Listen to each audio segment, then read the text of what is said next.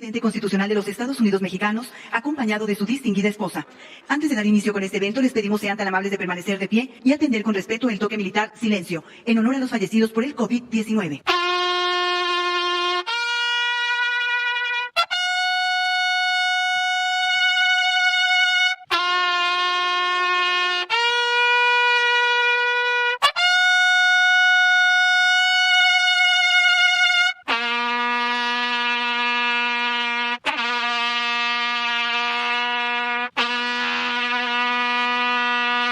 El presidente de México se dirige a la escolta de bandera para saludar a nuestro lábaro patrio. Lo acompaña su distinguida esposa.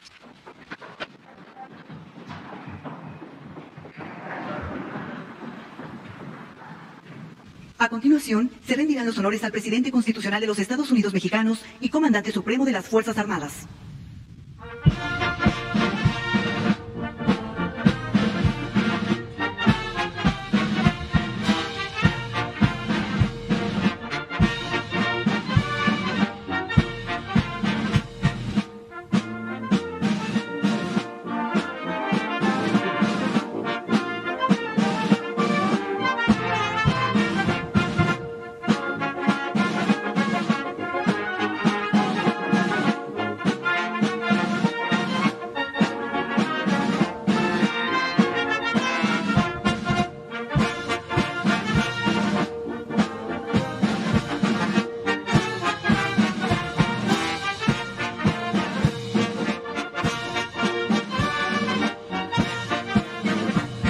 Sean tan amables de tomar asiento. Preside este mensaje de los primeros 100 días del tercer año de gobierno el presidente constitucional de los Estados Unidos mexicanos, licenciado Andrés Manuel López Obrador.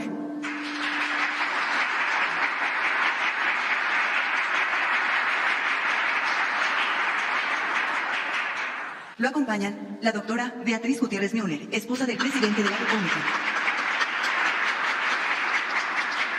Los integrantes del gabinete legal, representantes de los medios de comunicación y quienes nos siguen por internet a través de las redes sociales. Sean todos bienvenidos.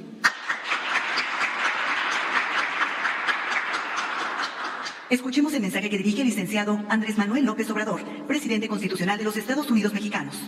Mexicanas, mexicanos, amigas, amigos todos. Aún con la fuerte pandemia del COVID-19 y otras calamidades, México se transforma y progresa con justicia y paz social. La fórmula de gobernar con honradez y austeridad funciona incluso en circunstancias de crisis y a pesar de la nefasta herencia que recibimos del periodo neoliberal. Con la política de cero corrupción hemos podido hacer más con menos y sin permitir lujos o derroche hemos ahorrado cientos de miles de millones de pesos. Se mantienen finanzas públicas sanas. No hemos contratado deuda adicional a lo aprobado por el Congreso. No hemos aumentado impuestos, ni se han incrementado por encima de la inflación los precios de las gasolinas, el diésel, el gas y la electricidad. Asimismo, nuestra moneda, el peso, no se ha devaluado y la inflación se mantiene controlada. Los ahorros, por no permitir la corrupción y por hacer un gobierno sin privilegios que evita los gastos superfluos, nos han permitido financiar el programa de bienestar más importante en la historia de México.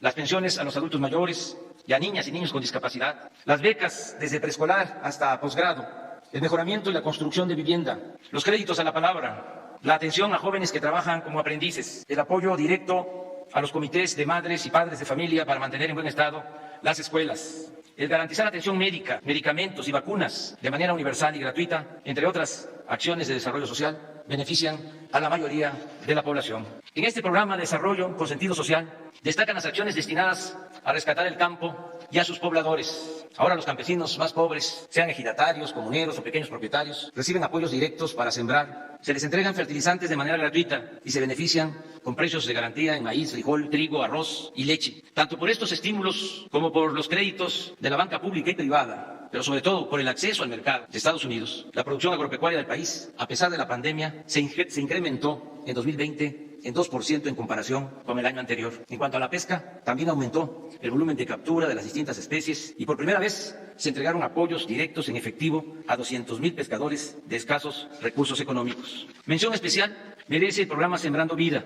por tratarse del esfuerzo más grande de reforestación en el mundo. En esta importante labor trabajan 420,000 campesinos que reciben un jornal de 5,000 pesos mensuales para plantar árboles frutales o maderables en sus parcelas. En la actualidad se han sembrado 700 millones de plantas y se llegará a 1.000 millones de arbolitos para cubrir una superficie de 1 millón de hectáreas en 20 estados del país. Así como aspiramos a ser autosuficientes en alimentos, también buscamos producir en México las gasolinas, el diésel y el gas que consumimos y ser independientes en la generación de electricidad. Reitero que la política petrolera del país tiene como propósito respetar los contratos otorgados por la llamada reforma energética del sexenio anterior, pero no entregaremos nuevas concesiones para la explotación del petróleo y seguiremos protegiendo a Pemex para mantener su participación actual en el mercado de las gasolinas, el diésel y otros derivados. Esta política energética busca producir en México las gasolinas que el país consume y dejar de importar combustibles del extranjero. Con este fin, se continúa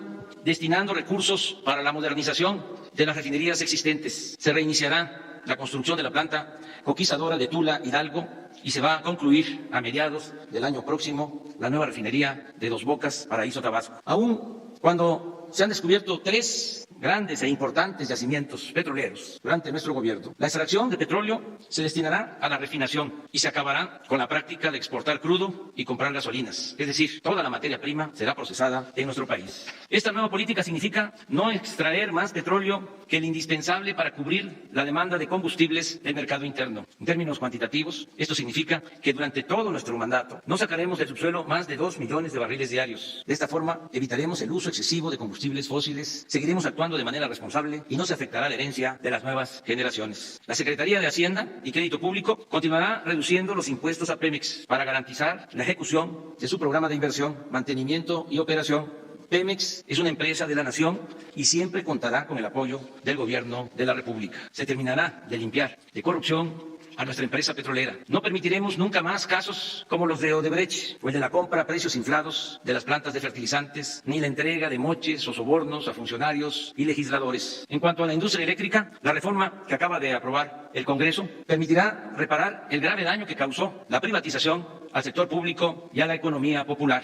Pues mientras el mercado de esta industria se abrió para dar preferencia a empresas particulares, nacionales y extranjeras, sobre todo con la entrega de subsidios, las plantas de la Comisión Federal de Electricidad fueron completamente abandonadas. Por ese motivo, se continuará fortaleciendo a la Comisión Federal de Electricidad, empresa pública que no puede ser ninguneada como lo hicieron los gobiernos neoliberales, dándole trato de segunda, mientras se otorgaban privilegios a empresas extranjeras como Iberdrola. Asimismo, seguiremos revisando contratos leoninos, porque no es justo que los consumidores domésticos paguen la luz con tarifas más elevadas que las corporaciones empresariales o las grandes cadenas comerciales. En nuestro gobierno, después de un largo periodo de política neoliberal, reiniciamos la ejecución de obras de infraestructura con inversión pública. Hemos hecho a un lado los pidiregas o las llamadas asociaciones público-privadas, que siempre han resultado onerosas y perjudiciales para el erario. Sin contratar deuda y sin entregar concesiones, estamos construyendo con presupuesto federal carreteras, presas, hospitales, universidades, escuelas, acueductos, sistemas de drenaje, plantas de tratamiento de aguas residuales, puentes, refinerías, vías férreas, centrales eléctricas, aeropuertos, cuarteles, bibliotecas, parques, mercados, estadios, unidades deportivas y otras obras. Destacan desde luego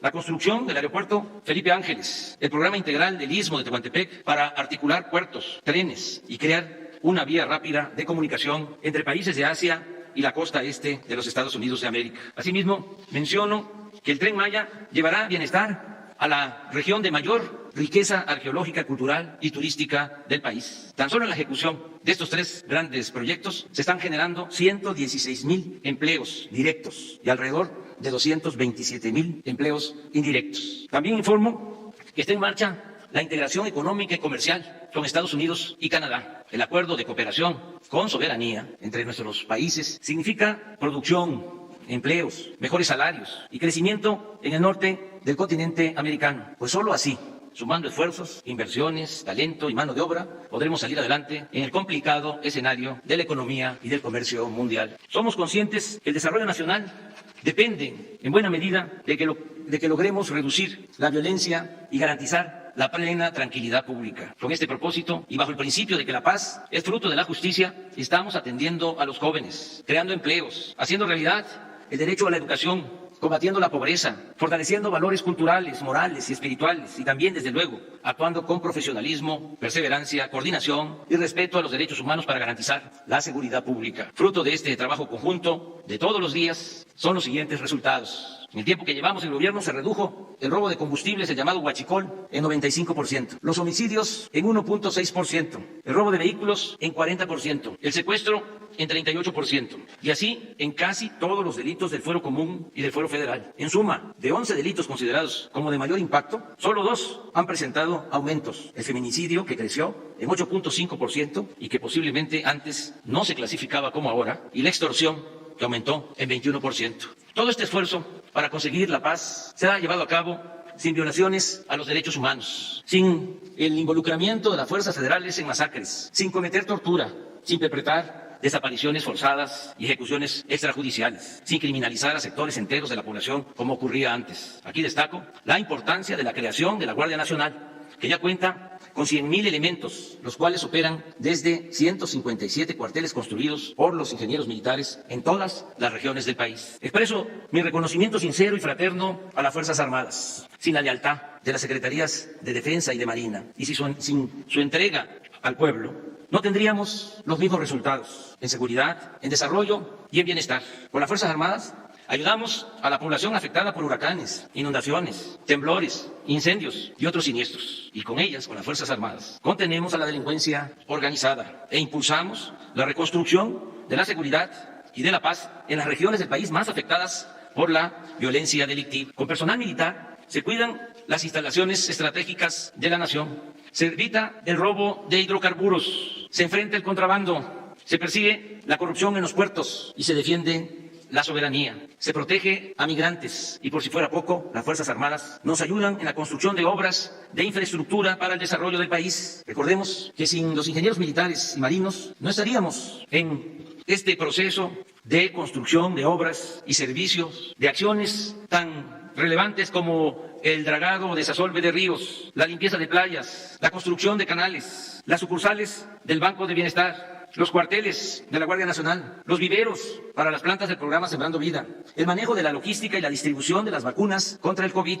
Sin su ayuda, no habríamos podido realizar la tarea de reconstrucción o terminación de hospitales que el régimen neoliberal dejó abandonados o a medio construir. El apoyo del personal de salud, de la defensa y de Marina han sido fundamentales para hacer frente a la pandemia, pero también para emprender la construcción del Tren Maya, el nuevo aeropuerto de Tulum y el aeropuerto Felipe Ángeles en Santa Lucía. Adicionalmente, nuestros institutos castrenses han participado en la transformación de la antigua prisión de las Islas Marías en centro cultural, ecológico y turístico. En fin, el apoyo de las Fuerzas Armadas en la transformación de México ha sido, repito, fundamental y estratégico. Sin duda, no habríamos podido enfrentar a la delincuencia y garantizar la seguridad de los ciudadanos con la extinta Policía Federal, que estaba podrida casi por entero, como lo prueba el hecho de que uno de los anteriores secretarios de Seguridad Pública permanece en la cárcel en Estados Unidos, acusado de asociación delictuosa y lavado de dinero. Habría sido imposible ejecutar las obras públicas en curso con empresas constructoras mal acostumbradas, o mejor dicho, acostumbradas al influyentismo, la irresponsabilidad y la corrupción, y con una Secretaría de Comunicaciones y Obras y Transporte que había quedado reducida a una mera oficina para la entrega por consigna de contratos a empresas predilectas del país o del extranjero. Las acusaciones de que estamos militarizando al país carecen de toda lógica y en su mayoría de la más elemental buena fe. No se ha ordenado a las Fuerzas Armadas que hagan la guerra a nadie. No se les ha pedido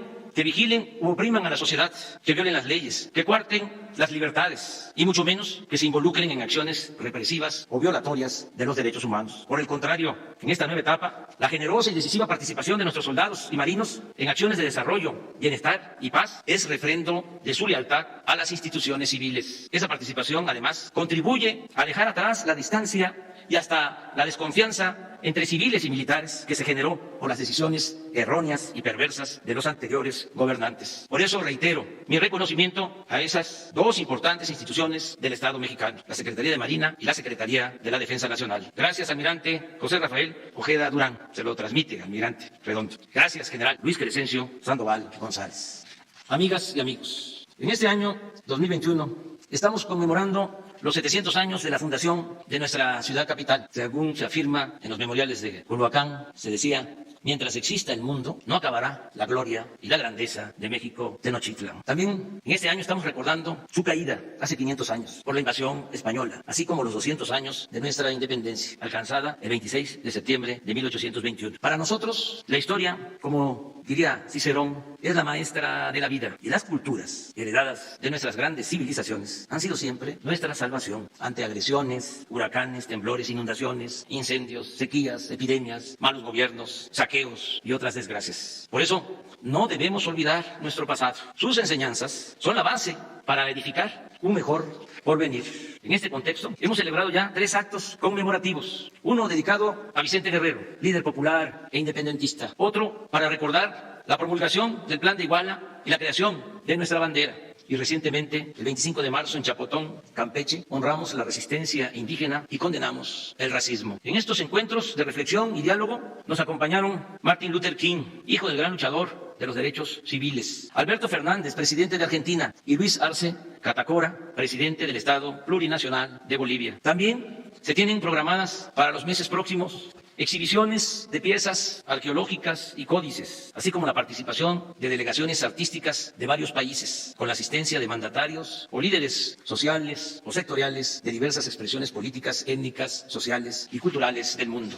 Entre muchas otras cosas, destaco la reedición de 2.100.000 libros que se van a distribuir de manera gratuita, de 21 destacados autores que han dejado con sus obras constancia de la grandeza cultural de México. Cito los títulos y a los autores: El laberinto de la soledad, de Octavio Paz; Tomochic, de Heriberto Frías; Crónicas de amor, de historia y de guerra, de Guillermo Prieto; Balún Canán, de Rosario Castellanos; El libro vacío, de Josefina Vicens; Canec, de Emilio Abreu Gómez; Noticias biográficas de insurgentes apodados, de Elías Amador; Paseo de la Reforma, de Elena Poniatowska; Los de abajo, de Mariano Azuela; La sombra del caudillo, de Martín Luis Guzmán; Río subterráneo, de Inés Arredondo; El libro rojo de la independencia, de Vicente Riva Palacio y Manuel Paino; Breve historia de la guerra con los Estados Unidos, de José C. Valadez; Apocalipsis, de Carlos Monsiváis; Tiempo de ladrones, de Emilio Carballido; Muerte en el bosque, de Amparo Dávila; Antología de la poesía del siglo XIX, de varios autores, mujeres y hombres; Y Matarazo no llamó, de Elena Garro; Tiene la noche un árbol, de Guadalupe Dueñas; Pueblo en vilo, de Luis González y González; La revolución de independencia, de el maestro Luis Villoro. Amigas y amigos, pese del tremendo daño causado por la pandemia de COVID-19, y además del sufrimiento de millones de enfermos, ha provocado un inmenso dolor a familiares por la pérdida de sus seres queridos, poco a poco vamos construyendo una nueva normalidad. En estos últimos tiempos han bajado los contagios, las hospitalizaciones y, lo más importante, los fallecimientos. Y precisamente ahora estamos contando con más dosis de vacunas para proteger lo más pronto posible a toda la población. Ya comenzamos con los más expuestos a contraer el virus y con los más vulnerables. El plan de vacunación comenzó con el personal de salud de hospitales COVID y ahora estamos atendiendo a adultos mayores de 60 años de todo el país. Contamos hasta el día de hoy con 12.334.445 dosis y hemos aplicado hasta hoy también 7.401.513. Y reitero, el compromiso de terminar de vacunar a todos los adultos mayores del país en este mes próximo, en el mes de abril. De esta manera, según los especialistas, se podría reducir la mortalidad por COVID en un 80%. Además, inmediatamente después de concluir con la población adulta, vamos a vacunar a los trabajadores de la educación, tanto del sector público como del sector privado, para reiniciar clases presenciales, de ser posible antes de terminar el ciclo escolar. Termino en este caso informando que tenemos contratos para recibir vacunas suficientes y proteger pronto, muy pronto, a toda la población. Además, 2 vacunas se están envasando en México, CanSino y AstraZeneca, y ya se empezaron a producir millones de dosis por semana de estas 2 vacunas. Aprovecho para agradecer a todas las empresas farmacéuticas y centros de investigación por su actuación responsable. Ya hablé de 2 vacunas y agrego Sinovac, el centro Gamaleya, que desarrolló la Sputnik 5, y Pfizer, compañía que se ha comportado a la altura de las circunstancias. Asimismo, en nombre del pueblo de México expreso nuestra gratitud a los gobiernos de Argentina, Rusia, India, China y Estados Unidos. En este asunto tan profundamente humano, no hay cabida para el egoísmo o las disputas hegemónicas. Por encima de todo, debe prevalecer siempre la fraternidad universal. En lo económico y en lo social, también vamos saliendo de la crisis. La actividad productiva y comercial empieza a reponerse sin que hayamos recurrido al endeudamiento, sin aumentar impuestos y sin gasolinazos, solo con los ahorros por el combate a la corrupción, con eficiencia administrativa, con mucho trabajo y con austeridad republicana. El pronóstico de crecimiento para este año ha ido subiendo y ahora hasta los más precavidos aceptan que será del 5%. En mi opinión, a mediados de este año nuestra economía habrá recuperado los niveles previos a la pandemia. Pienso también que los sectores más afectados, como el turismo, el comercio, los restaurantes y otros servicios, volverán a florecer.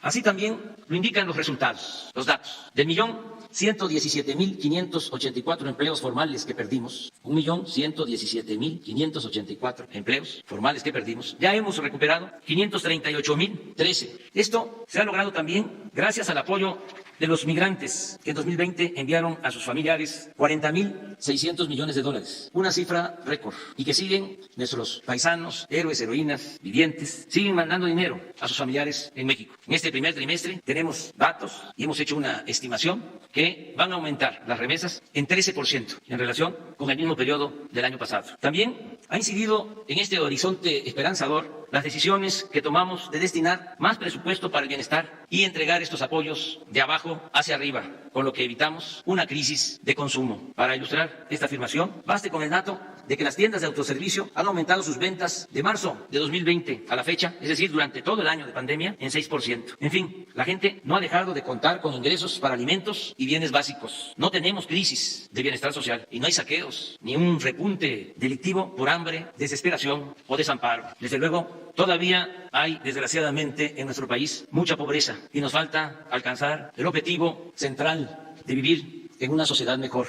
más fraterna, con más igualdad, justicia, democracia y libertades, completamente libre de las rémoras del clasismo, de la discriminación y del racismo. Pero hacia allá vamos, en busca de esa maravillosa utopía, de ese fecundo y bello ideal de ser felices por estar bien con nosotros mismos, con nuestra conciencia y con el prójimo. Muchas gracias. ¡Viva México! ¡Viva México! ¡Viva México!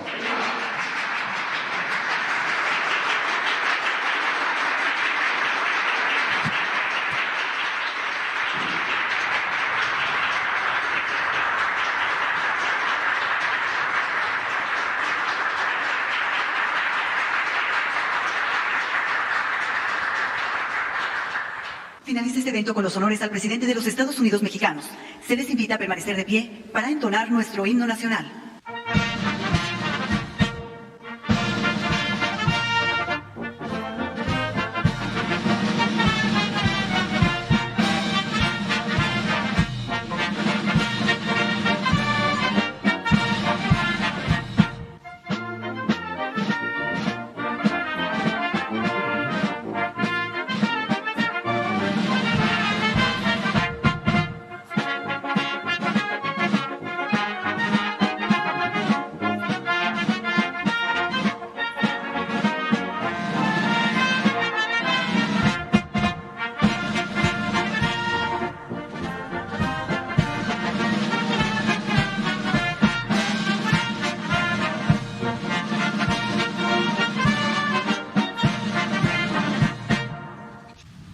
El presidente de México se dirige a la escolta de bandera para despedirse de nuestro lábaro patrio.